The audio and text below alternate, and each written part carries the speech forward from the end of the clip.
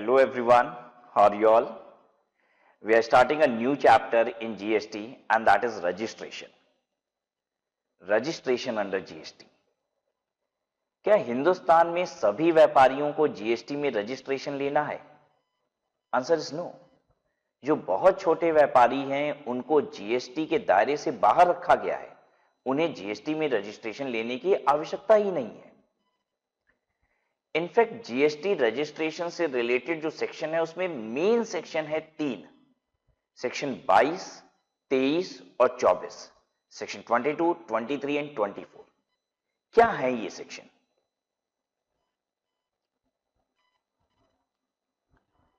Registration section 22, section 22 है person liable for registration.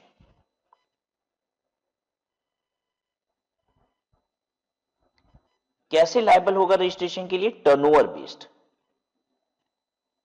मतलब if your turnover is beyond a certain limit, अगर आपका turnover beyond a certain limit है, limit state wise बताई गई है, तो आपको रजिस्ट्रेशन लेना होगा जीएसटी में।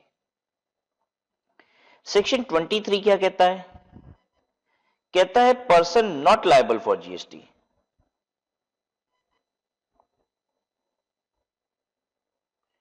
सेक्शन 23 ये कहता है कि ये लोगों को जीएसटी में रजिस्ट्रेशन नहीं लेना है, इररिस्पेक्टिव ऑफ द फैक्ट कि वो सेक्शन 22 की कंडीशन को सेटिस्फाई करते हैं, उनका टर्नओवर एक स्पेसिफाइड लिमिट से ज्यादा है, फिर भी उनको रजिस्ट्रेशन नहीं लेना है। तो सेक्शन 23 क्या कहता है? कहता है अगर आपका टर्नओवर एक स्पेसिफाइड लिमिट से ज्यादा है तो भी आपको रजिस्ट्रेशन नहीं लेना है, इन्हें रजिस्ट्रेशन लेना ही नहीं है, चाहे कोई भी पोजीशन हो, इन्हें रजिस्ट्रेशन नहीं लेना। 24 क्या है? सेक्शन 24 है कंपल्सरी रजिस्ट्रेशन। कंपल्सरी रजिस्ट्रेशन का मतलब क्या हुआ? Irrespective of your turnover. Section 22 तो ये कहता था ना टर्नओवर स्पेसिफाइड लिमिट से ज्यादा है तो आपको रजिस्ट्रेशन लेना है, लेकिन ये कहता है आपका टर्नओवर 1 रुपया भी है ना तो आपको रजिस्ट्रेशन लेना है, कंपल्सरी रजिस्ट्रेशन। और 23 था कि आपका टर्नओवर चाहे कितना भी हो, आपको रजिस्ट्रेशन लेना ही नहीं है। राइट? तो these are the 3 main important section, section 22, 23 and 24, जिसको समझ के हम ये जान जाएंगे कि किसकी रिक्वायरमेंट होती है रजिस्ट्रेशन लेने की। एक बात बताइए, अगर मैंने सिर्फ सेक्शन 22 पढ़ लिया तो क्या मुझे पता चल जाएगा इसे रजिस्ट्रेशन लेना है कि नहीं? नहीं, क्योंकि हो सकता है 23 में उसे मना किया गया है रजिस्ट्रेशन के लिए, और हो सकता है कि वो टर्नओवर की लिमिट को क्रॉस नहीं कर रहा है तो भी उसे जबरदस्ती रजिस्ट्रेशन लेना है 24 की वजह से। तो अनलेस वी कंप्लीट 22, 23 एंड 24, हम ये डिसाइड ही नहीं कर सकते कि इसे रजिस्ट्रेशन लेना है कि नहीं। राइट? हालांकि मैं क्या करूंगा, आपको सेक्शन 22 पढ़ाऊंगा, एक सब सेक्शन पढ़ाऊंगा, क्वेश्चन पूछूंगा क्या इसे रजिस्ट्रेशन लेना है, तो आप आंसर करेंगे based upon the facts that you know till time. मतलब जितनी जानकारी आपको दी गई है उसके बेसिस पे रजिस्ट्रेशन लेना है कि नहीं।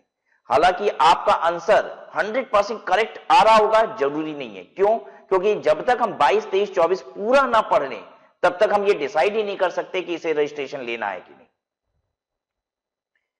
क्लियर है? लेकिन स्टिल हम लोग को तो सेक्शन वाइज चीजों को समझते रहना होगा, एक एक सब सेक्शन पढ़ेंगे उसे समझना होगा, तो उससे रिलेटेड जब हम एग्जाम्पल क्रिएट करेंगे तो आप सिर्फ उस पर्टिकुलर सब सेक्शन के हिसाब से रजिस्ट्रेशन लेना है कि नहीं सिर्फ इसे आंसर करेंगे।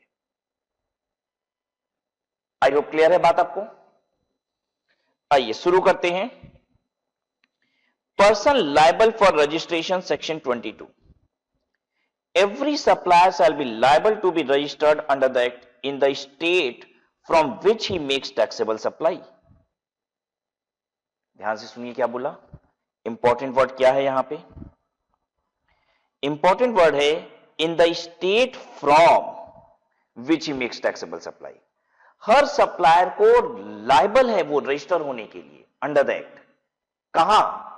From the state, in the state from which he makes taxable supply. जिस स्टेट से आप सप्लाई करते हैं, from the state you are making supply, you are liable to get registered. अगर मैं यूपी से सप्लाई करता हूं तो मुझे यूपी में रजिस्ट्रेशन लेना है। ठीक है, फिर से सुनिएगा ये बात। मैं एजुकेशनल सर्विस देता हूं, पता है कहां से देता हूं? From where am I giving educational services? I am giving educational services from Varanasi, which is in UP. कहां देता हूं? पूरे हिंदुस्तान में देता हूं, पूरे हिंदुस्तान में देता हूं। हमारे देश में कितने स्टेट हैं बताइए जरा जल्दी से? 28 स्टेट है, 8 यूनियन टेरिटरी है, मिला के कितने हो गए? 36।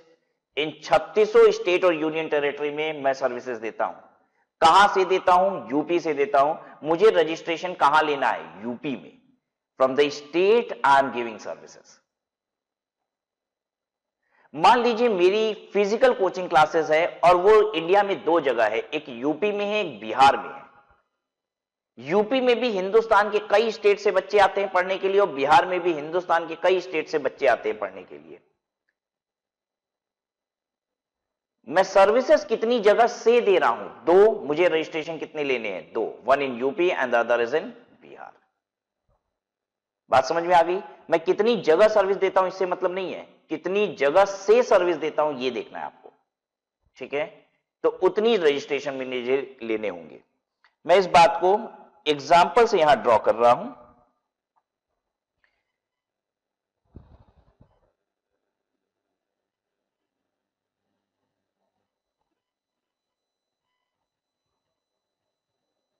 गोले ठीक बना ले रहा हूं मैं।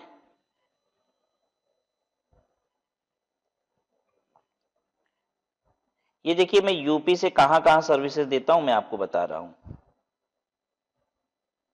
मैं यूपी से सर्विस देता हूं बिहार में, एमपी में, राजस्थान में